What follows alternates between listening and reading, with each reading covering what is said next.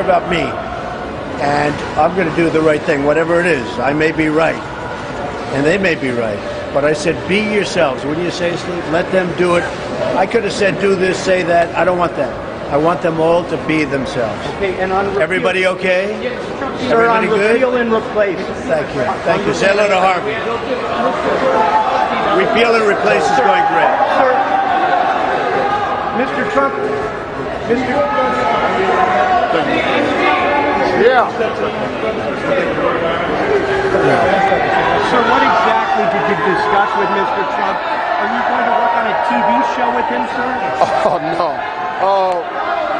I was invited here by both transition teams, Obama's transition team and Trump's transition team, and it was really a really cool meeting in the beginning. We talked a lot about golf and things like that, and people we knew and people in common, and then we got down to the crux of it. He's introduced me to Ben Carson, who's now the new head of housing for urban development, and we're going to team up and see if we can bring about some positive change in the inner cities, which I felt was my only agenda, and he agreed, and he wants to do something, and he realizes that he needs some allies in that department, and he seemed really sincere about it. I mean, Chicago being one. Chicago is definitely one. Another one they want to start with as a target is Detroit. Ben Carson expressed that, because quite naturally he's from Detroit. I want to do some things with all of the major inner cities to see if we can bring about some change and help some of these young people out. And so that's why I'm here, and it was a successful meeting, and he seemed really sincere. Thank you, sir. Steve, you love your jump program. So is this like something like a jump program? Like this is like your initial jump into politics, Steve? Well, it's not my jump into politics. I ain't gonna pass a background check, but it's just me following orders from my friend President Obama, who said, Steve, you gotta, as he told everybody, get out behind your computer, stop tweeting and texting, and get out there and sit down and talk. So I stepped from behind my microphone and I came and talked to the guy that's going to be the 45th president of the United States. I did what I was supposed to do. How did the meeting come about? Who got in touch with you? The transition team from President Obama and the transition team from Donald Trump got me on the phone about a week or so ago. In the inauguration, or did you talk about? No, I'll be turning 60 on Tuesday, and my wife is taking me far away. So I won't be at anybody's inauguration because my wife said no. The Trumps being on Family Feud. Yeah, against the Obamas. That'll be good. Or how about the Clintons? If I could set it up, it'd be skyrocketing for the ratings. Yeah. Is it worth getting, maybe you should call them, start putting those calls in this afternoon? I would,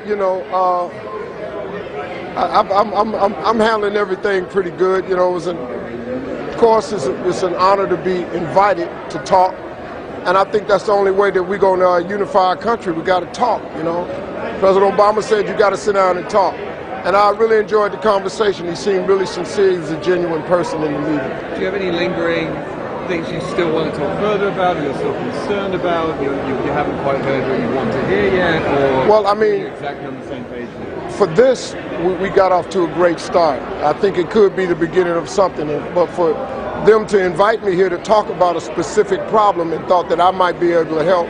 I know I got a big radio show, I got a lot of people listening every morning, so I've always been concerned about inner city problems because they're huge. My mentoring program has been a part of this type of, and that's what I want to see happen. And they were spot on with it. And Ben Carson got on the phone. I met with him over the phone today, but I sat with President-elect Trump, and we laughed a little bit. I ain't been laughing that much over the past few days. They're kind of beating me up on the internet right now for no reason, but that's life, ain't it? What did you laugh over? Well, we talked about golf. We laughed about my score in golf, his score in golf. We talked about some of the friends that we have in common, Mark Burnett, talked about TV shows, things like that. He's a fan, so he's seen it. I met his daughter; she was very sweet. So I think we're off to a good start. Steve, how do you move between being a comedian and a spokesperson, and being Steve Harvey, trying to also get the message out to the people, to everyone, and have that comedian end? Well, you know, it's two things in your life. Your career is what you paid for, and your calling is what you're made for. So I have a responsibility to the community that I service to try to be a voice and speak on some issues. And so they've heard me. They know where I stood on the election. But nothing's changed.